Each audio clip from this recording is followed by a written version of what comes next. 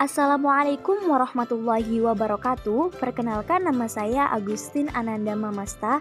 Saya dari Fakultas Tarbiyah dan Keguruan, jurusan Pendidikan Geografi kelas 2B. Dengan nomor NIM 120113265518. Nah, baiklah, kali ini saya akan menjelaskan mengenai bentuk lahan asal proses glasial. Kita masuk pokok pembahasan yang pertama, yaitu pengertian bentuk lahan asal glasial.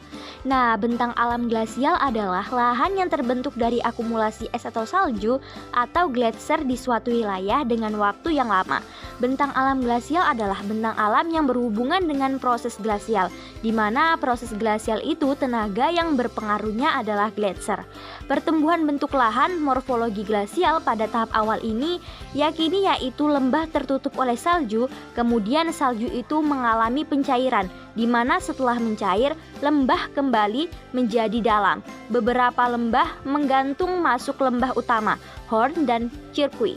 Setelah itu kemudian lembah terisi oleh aluvium.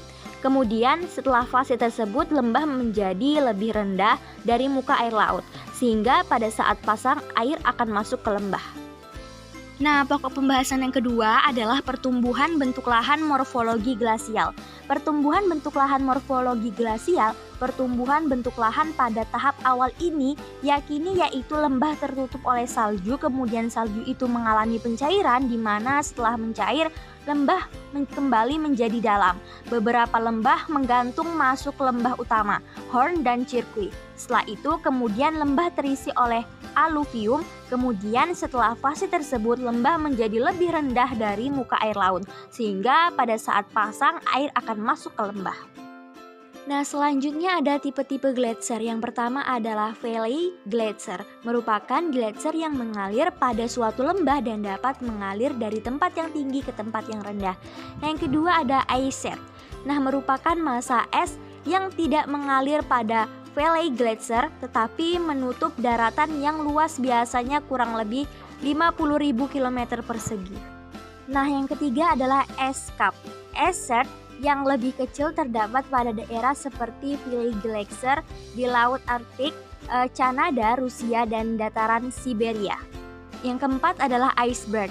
Ice sheet yang bergerak ke bawah karena pengaruh gravitasi dan akhirnya hilang dalam jumlah yang besar berdasarkan relief, tinggi permukaan, dan curah hujan. Nah, pokok pembahasan selanjutnya yaitu bentuk lahan akibat pengendapan gletser.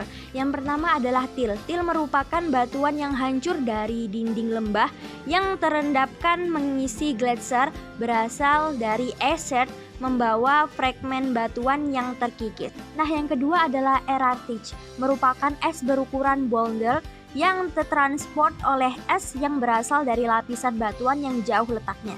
Nah, yang ketiga adalah moraine, merupakan til yang terbawa jauh gletser dan tertinggal atau mengendap setelah gletser menyusut.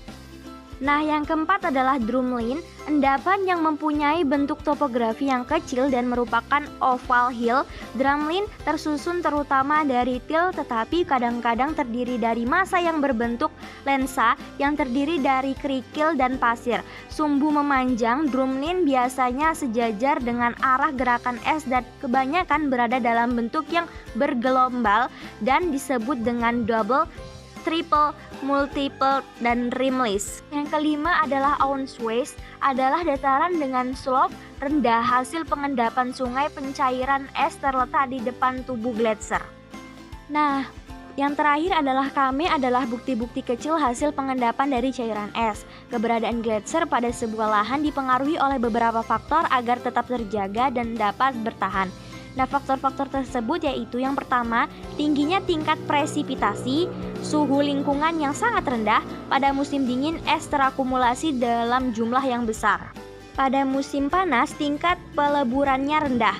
Jika keempat faktor tersebut berjalan dengan baik, maka pembentukan bentuk bentang alam glasial akan berjalan cepat dan luas. Baiklah, itulah tadi penjelasan mengenai bentuk lahan asal proses glasial. Mohon maaf apabila ada kesalahan dalam pengucapan. Saya akhiri. Assalamualaikum warahmatullahi wabarakatuh.